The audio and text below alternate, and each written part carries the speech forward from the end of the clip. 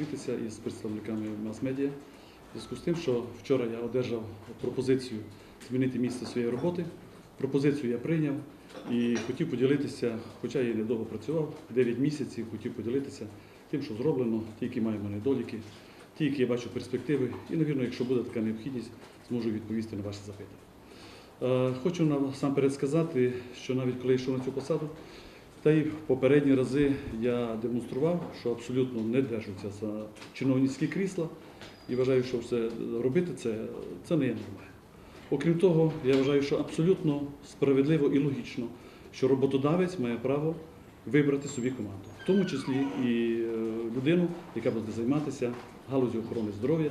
Наперед вам скажу, що я дуже надіюся і переконаний в тому, що ця людина буде фахова. Я готовий допомогти, підсказати, якщо буде в тому необхідність.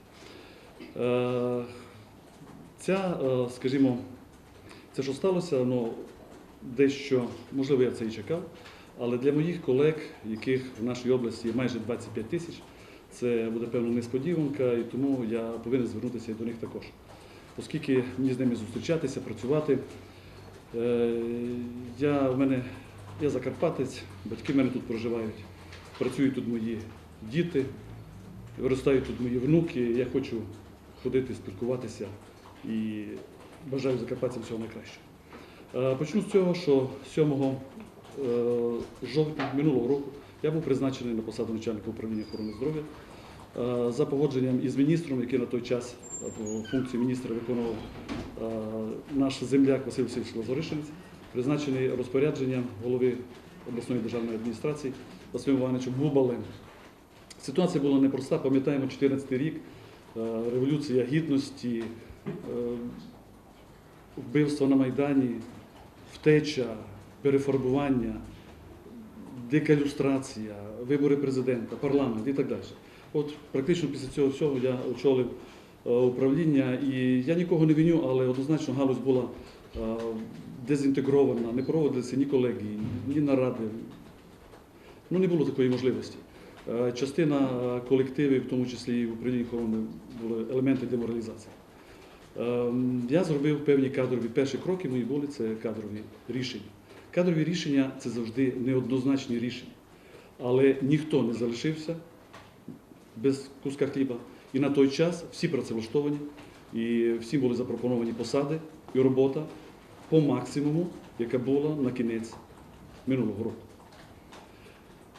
Ситуація ускладнювалася тим, що у нас почалися економічні негаразди, АТО, курс долара ріс, появилися проблеми і недостача бензину для швидких допомог, роздаткові матеріали для гемодіалізу по іншим програмам.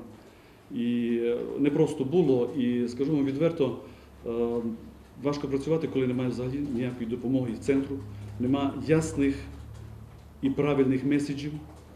І, навірно, перше, що ми зробили вже в цьому році, то по ініціативі управління охорони здоров'я ми видали спільне розпорядження голови обласної державної адміністрації та голови обласної ради щодо реформування галузі охорони здоров'я на Закарпатті. До складу координаційної ради та робочої групи, згідно цього розпорядження, були введені кращі фахівці з Національного університету, управлінці, практикуючі лікарі. Основні висновки роботи комісії, концепція підготовлена, вона опублікована і була вже озвучена на наукових конференціях підтримки. Багато що із нашої концепції було взято і для концепції реформування галузі охорони здоров'я загальнодержавної. Зрозуміло було, що вижити за рахунок державної субвенції, яка була передбачена на 2015 рік, було дуже важко, тим більше, що там взагалі не були передбачені ніякі капітальні видатки. Галузь, яка не має капітальних видатків, це придбання, обладнання, капітальний ремонт і реконструкція, ця галузь – це стагнація галузі і її регрес. Тому основними питаннями, які ми визначили в своїй концепції, це альтернативні джерела фінансування. Ми зрозуміли, що потрібно активізувати роботу по добровільному медичному страхуванню. І ідеальний варіант було, щоб створити на Закарпатті свою місцеву страхову компанію. Адже це як перший крок до страхової медицини було би дуже слушно. Ми повинні активізувати роботу лікарняних кас. Ми повинні, і зробили це, розширити платні послуги. Адже це саме ці міроприємства, які могли частину коштів, які в медицині є в тіні, освітити. Разом з тим, ми прийшли до висновку, що ми не маємо права проводити ніякі скорочення. В галузі охорони здоров'я, не дивлячись на складні часи, не скорочений жодний заклад охорони здоров'я. Жодна людина і посада не скорочена в обласних медичних закладах, які є безпосереднім контролем і фінансуванням управління охорони здоров'я. На цьому не припинялися наші проблеми. Як ви знаєте, в кінці першого кварталу з'явилася соціальна напруга, оскільки в нас взагалі не було препаратів для щеплення. У нас з кінця жовтня місяця не було вакцини БЦЖ. У нас закінчувалися імуносупресори. Це препарати, які призначаються хворим з пересадженими органами. Якщо людина не має супресорів, імуносупресорів, це приведе до відторгнення органів і смерті хворого. Ми цього не могли допустити. Слідуюча проблема, у нас з'явилася велика кількість пацієнтів, які претендували на імплантацію штучних суглобів. У зв'язку із зривом тендерних процедур Міністерства охорони здоров'я у 2014 році поставок не було взагалі. Велика проблема виникла із дітьми, які хворіють на рідкі захворювання, в тому числі на онкогематологічні захворювання. З ініціативи ми зверталися до Міністерства охорони здоров'я неоднократно, і від імені управління, і від імені обласної ради, однак позитивну відповідь ми не мали і зініціювали в зв'язку з цим позачергову сесію обласної ради. Чисто по медичним питанням. Нам пішли на зустріч, і я думаю, що це був певною мірою історичний факт, такого не було раніше.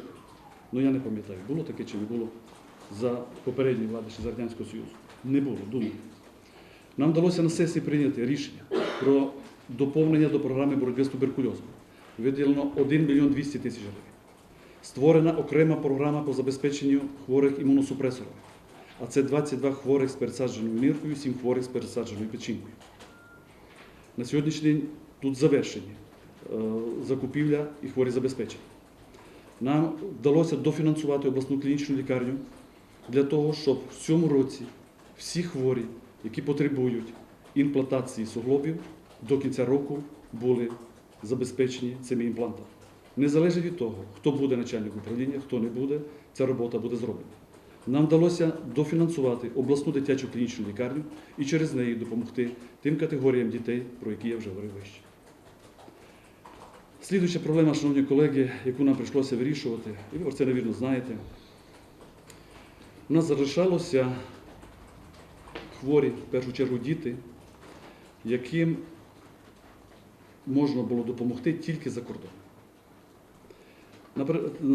Це також функція держави, це також функція центральних органів влади, але Міжнародний відділ Міністерства охорони здоров'я реально не давав результату своєї роботи, і наші хворі роками стояли на обліку і не могли попасти на лікування за кордон. В соцмережах волали на допомогу, збирали кошти на концертах, на перехрестях, хто де, суми великі. В цій ситуації, розуміючи, що ми тратимо людей, адже коли ми почали розуміти те, що зробити, в нас було 6 діточок. Поки ми завершили формувати цю програму і провели сесію, і виділили кошти, залишилося 4. Чекати не можна було більше. Було внесено, дякуючи депутатам обласної ради, хочу вам сказати, що всі медичні питання, в тому числі на позачерговій сесії, і про програму «Турбота», про яку я зараз говорю, вони знаходили підтримку майже 100%. В цей момент ніхто не думав, хто з більшості, хто з меншості, хто з лівих, хто з правих, хто з центристів. Всі приймали рішення. І нам вдалося виділити на сьогодні 6 мільйонів 200 тисяч гривень і допомогти нашим діткам в першу чергу, які потребують трансплантацію кісткового мозку за кордоном, в Німеччині та Угорщині. Ми допомогли дітям, які на протязі багатьох років чекали кохлеарні імпланти. Це глухі діти, які виростають неповноцінні, і якщо вчасно не зробити імплантацію, то вони такими і залишаться. Нам вдалося допомогти тим, хто потребував хіміотерапії на великі кошти.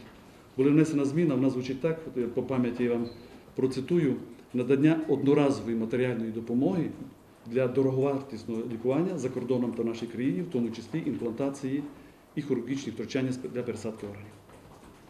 На сьогоднішній день ми допомогли майже 40 людям. Якщо сказати, ми допомогли 40, це нічого не сказати. А якщо ми 30 із них спасли життя, це добра робота чи не добра? Це такої роботи, аналогів на Україні немає. І я би дуже хотів, щоб ці люди, які будуть працювати і очолювати охорону здоров'я в майбутньому, обов'язково продовжили цю гуманну справу. Слідуюче питання, що в принципі можна похвалитися, якби цього не... Це робота з учасниками АТО. Велика кількість цього континенту зараз є в нашій області. І ми прогнозуємо, що їх стане ще більше, зрозуміло чому. Ця робота і цей контингент, робота з ним став дуже гострим. Тоді, коли 128-ма гірсько-піхотна бригада Мукачівська пройшла Дебальцево і прийшла на місце дислокації постійної, були звільнені на відпустку бійці. Ми дуже переживали, ми, чесно кажучи, перший раз стикнулися з таким, чекали психологічні розлади, фізичні, фізіологічні. І ми створили раду при управлінні охорони здоров'я і розпочали з того, що сімейний лікар пішов кожного додому. Не викликав на якесь обстеження, пішов до кожного додому. Ми подивилися наших бійців кожного дому. Ми зорієнтувалися на місці і потім уже по галузям, по професіям спрямували їх до вузьких спеціалістів в районах, надали їм психологічну допомогу і відрядили в обласні медичні заклади. Турбувалися ми також, і я думаю, що це повинно бути в майбутньому, також про членів родин, в тому числі членів родин загиблих. Найскладнішим питанням в допомозі медичній учасникам АТО були ті бійці, яким було показано лікування за кордоном. Справа в тому, що бійці – це люди, які не підконтрольні управлінню охорони здоров'я, вони не підконтрольні цивільним закладам охорони здоров'я в нашій мережі. І нам було дуже важко достукатися до Міністерства оборони, до медичного департаменту і через них відправити першу партію наших бійців в Угорщину. До речі, 5 із них в п'ятницю повернулося з проведеними успішно оперативними втручаннями, пластичними операціями, а також після відпочинку. І закінчуючи свій виступ, я згадую ці погані події, які відбулися в Мукачеві 11 числа. Є дуже багато недоліків, дуже багато претензій до нашої області по різним службам. Я не думаю, що повернеться в когось, чи хтось буде мати претензії до медиків, які спрацювали на цій події. Я думаю, і швидка медична допомога оперативно, і на протязі декількох ми зосередили велику кількість, оскільки прогнозували більш масштабні поступлення. Гарно проявила себе Мукачівська центральна районна лікарня, починаючи від приймального відділення і всі відділення травматологічного хірургічного профілю, працівники операційного блоку. Я думаю, що позитивно потрібно оцінити роботу санітарної авіації, так званого центру екстреної медичної допомоги, який знаходиться в Ужгороді. Наші бригади оперативно виїхали в Ужгород, провели оперативні втручання. Я би хотів подякувати і працівникам обласної клінічної лікарні, які взяли на себе, і на сьогоднішній день практично вони і Центр нейрохірургії, це 2 заклади, які долікують наших хворих, що знаходяться на стаціонарному лікуванні. На завершення, шановні колеги, я би хотів подякувати вам.